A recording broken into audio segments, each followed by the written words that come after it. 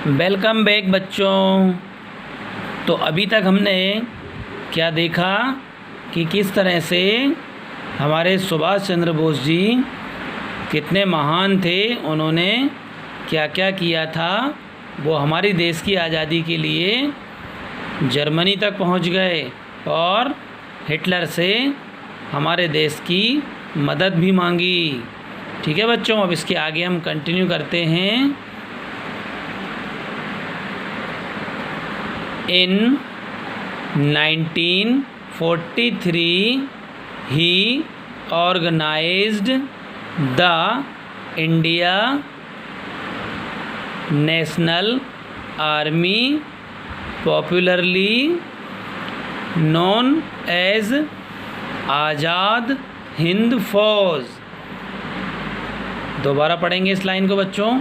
In 1943, he organized the India National Army, popularly known as Azad Hind फौज।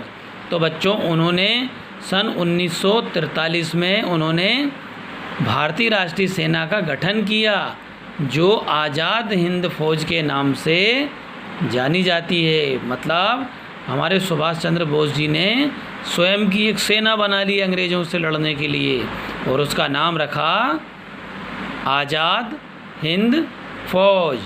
ठीक है बच्चों, इसके आगे पढ़ते हैं। द आर्मी वाज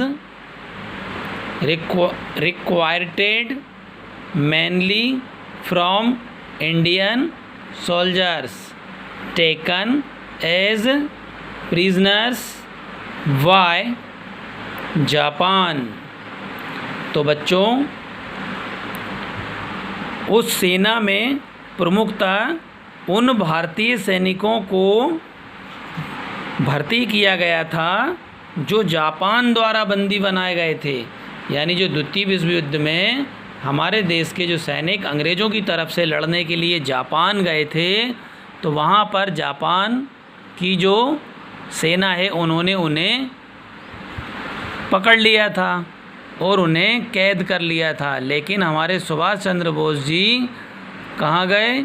जर्मनी गए, और उन्होंने वहाँ से भी मदद मांगी, और जापान में जो हमारे कैदी थे उन कैदियों को रिहा कराया, और इसके बाद फिर उन्हें उनकी सेना में भर्ती किया। Subhash Chandra Bose was the commander of the Indian National Army. और फिर हमारे भारतीय सेना जो बनाई गई उसके कमांडो कौन बने? Subhash Chandra Bose. His aim was to win freedom for India through a military attack. तो उनने प्लान बनाया कि अब हम क्या करेंगे? अंग्रेज़ों को युद्ध में हराकर हमारा लक्ष्य प्राप्त करेंगे और हमारे देश को आज़ाद कराएंगे। ठीक है बच्चों, इसके आगे पढ़ते हैं। जय हिंद एंड दिल्ली चलो, जय हिंद एंड दिल्ली चलो वर हिज फेमस स्लोगन्स। तो सुभाष चंद्र बोस जी ने हमको स्लोगन्स दिया था, जय हिंद और दिल्ली चलो। तो बच्चों, हम जो जय हिंद बोलते हैं, ये नारा किसकी देन है? सुभाष चंद्र बोस जी की। ठीक है बच्चों, इसके आगे हम पढ़ते हैं। ही फॉट अगेंस्ट इंग्लैंड, और वह इंग्लैंड के ख़िलाफ़ फिर उन्होंने युद्ध लड़ा, क्योंकि हमारे देश में जो सेना थी अंग्रेज़ों की, वो इंग्लैंड के नियम शासन कानून के तहत चलती थी। तो आज़ाद हिंद जो फ़ौज थी उसने इंग्लैंड के ख़िलाफ़ युद्ध लड़ा। The success of his army shook the roots of British rule. तो बच्चों, उनकी सफलता ने ब्रिटिश शासन की जड़ें हिला दी। उन्होंने कई सारे राज्य छीन लिए अंग्रेज़ों से उस युद्ध में। It made the people feel that India could fight for freedom. तो बच्चों, इससे लोगों ने अनुभव किया कि भारत स्वतंत्रता के लिए लड़ सकता है। सबको हिम्मत आ गई कि यदि हम अंग्रेज़ों से युद्ध लड़ें तो उनको हम हरा सकते हैं।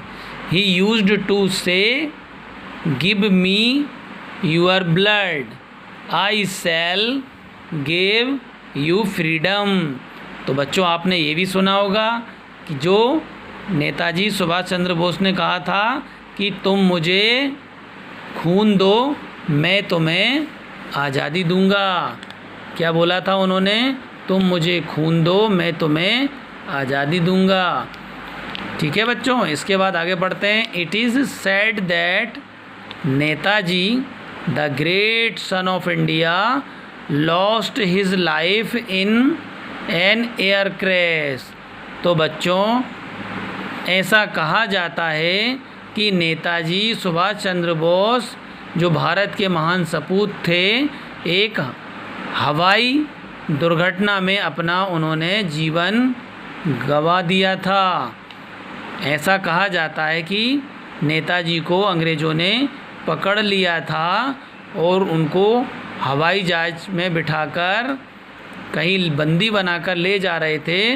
इसी दौरान हमारे सुभाष चंद्र बोस जी की मृत्यु हो गई। वो हवाई जहाज़ क्रैश हो गया जिसमें वो बैठे थे।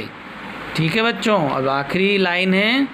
Today all Indians remember him with love and honour, may his soul rest in peace. तो आज सभी भारतीयों ने प्रेम और सम्मान पूर्वक स्मरण करते हैं। ईश्वर उनकी आत्मा को शांति दे। ऐसे महान सपूत हमारे देश में पैदा हुए। तो बच्चों, एक बार सब मेरे साथ बोलेंगे, भारत माता की जय। ठीक है बच्चों, तो इस लेसन का यहाँ पर समाप्ति होती है। अब हम इसके बाद जो बचा हुआ हमारी वर्ड मीनिंग है और क्वेश्चन आंसर है, अगली वीडियो में पढ़ेंगे। तो बच्चों, आज के लिए इतना ही काफ़ी है। Good bye.